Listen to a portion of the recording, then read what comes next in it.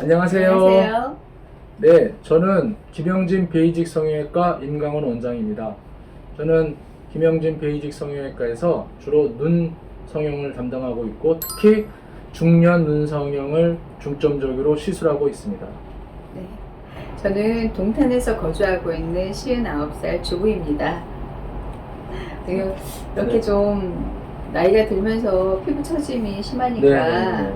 거울을 볼 때마다 좀 우울하고요. 그리고 또 이제 사진 찍기 자꾸 거부하게 되고 찍으면 너무 마음에 안 들고 해서 도움을 받고자 이렇게 찾아왔습니다. 네네, 잘 오셨습니다. 반갑습니다. 네.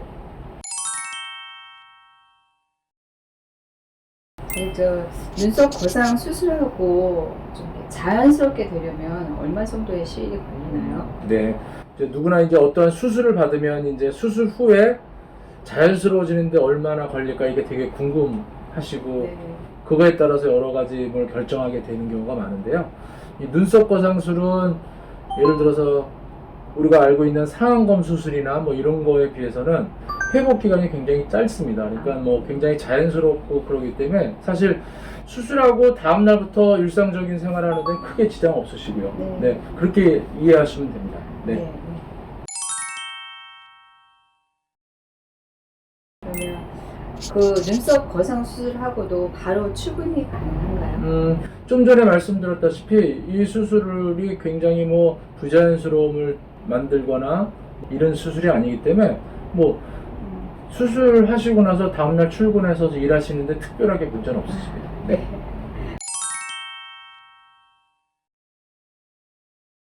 그러면 눈썹 거상 수술하면 혹시 눈매가 뭐 부리부리하거나 하진 않을까요? 네, 좋은 질문이신데요.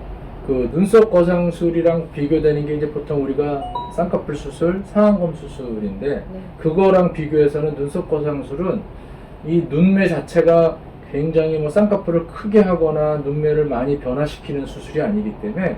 뭐 눈 자체가 부담스럽게 부리부리해지거나 인상이 뭐 많이 바뀌거나 이런 거는 상안검 수술에 비해서 굉장히 드문 상태입니다. 네. 그러면 눈썹 거상 수술을 하고 눈을 이렇게 뜨고 감을 때 네. 어떤 문제가 있을까요? 너무 많은 과다한 피부를 절제하거나 그러면 당연히 그런 데 지장이 있을 수 있겠지만, 실제 수술에서는 그런 일이 벌어질 수는 없고요. 네. 뭐 수술 전에 정확한 디자인 이런 걸 통해서 수술을 하면 이런 일은 절대로 일어날 수가 없습니다. 네네네.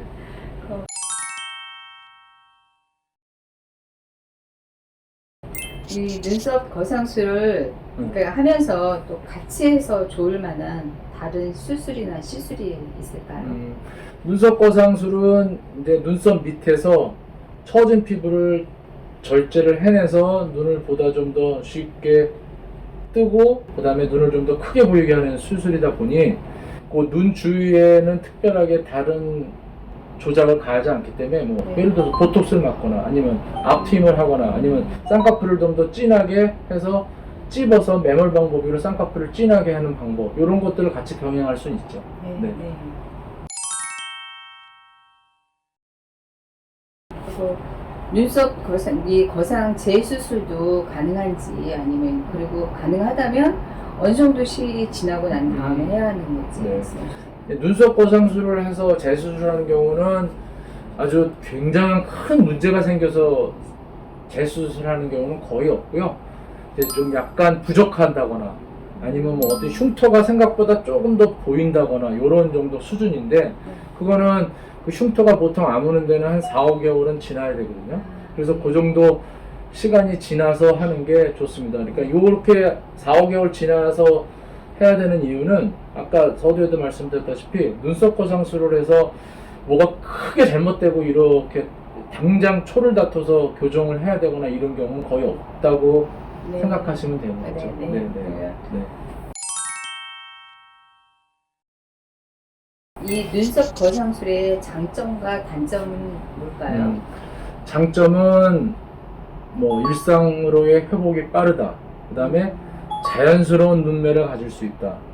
이런 것들이고요. 단점은 쌍꺼풀이 필요할 경우는 쌍꺼풀 수술을 따로 병행을 해야 되고, 그 다음에 약간의 그 크게 많이 절제해내지 못한다는 약간의 단점을 갖고 있지만 장점이 워낙 많은 거라 그런 것들은 충분히 다 커버할 수가 있습니다. 네.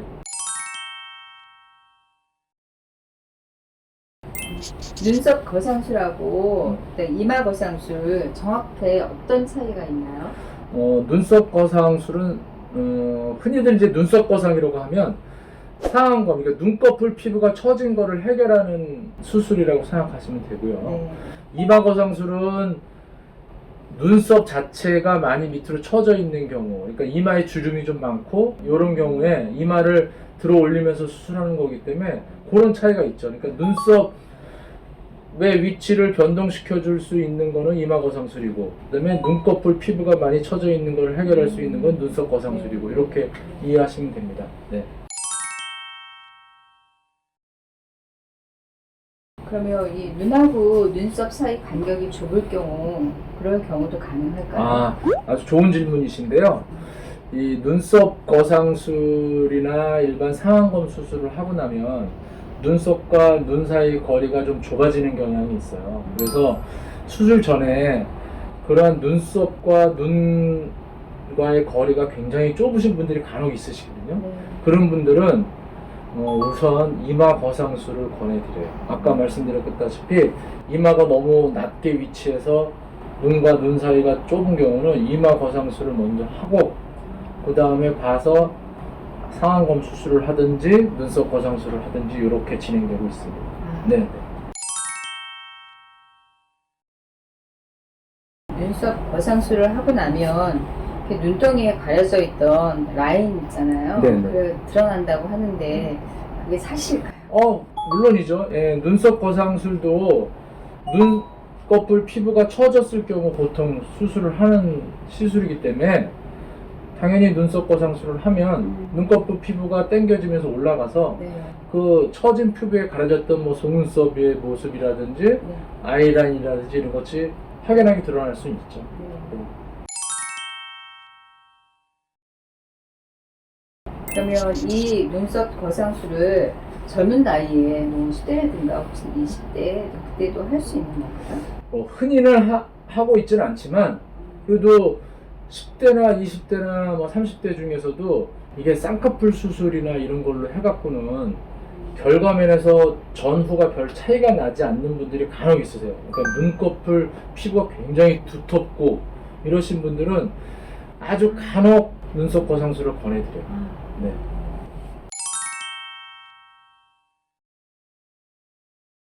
그러면 눈썹 반연구 계획 중인데요. 그 눈썹 거상술을 하기 전에 해야 할까요? 뭐 아니면 나중에 해도 괜찮을까요? 나중에 당연히 해야 되고요.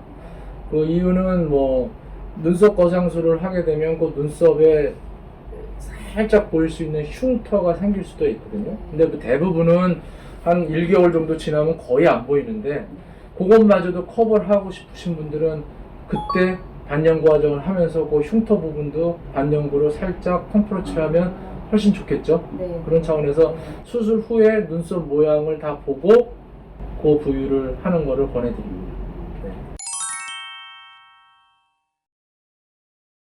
또 이 눈썹 거상 수술을 하고서 수술 부위가 딱딱해질 수 있나요? 아니면 혹시 딱딱해진다면 어느 정도나 지나야 괜찮을까요? 그러니까 모든 수술 후에 그러니까 예를 들어서 절개를 하고 어떤 조작을 가하고 그러면 누구든 어느 부위든 그 부위에는 흉이 생기게 마련이거든요. 그래서 그런 흉이 생기는 기간이 한 달째가 제일 많이 생겨요.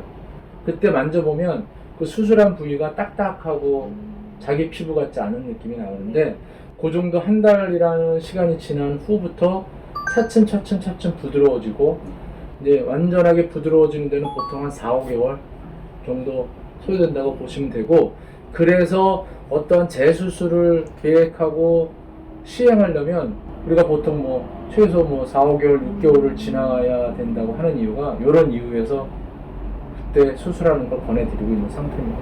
네. 감사합니다. 네.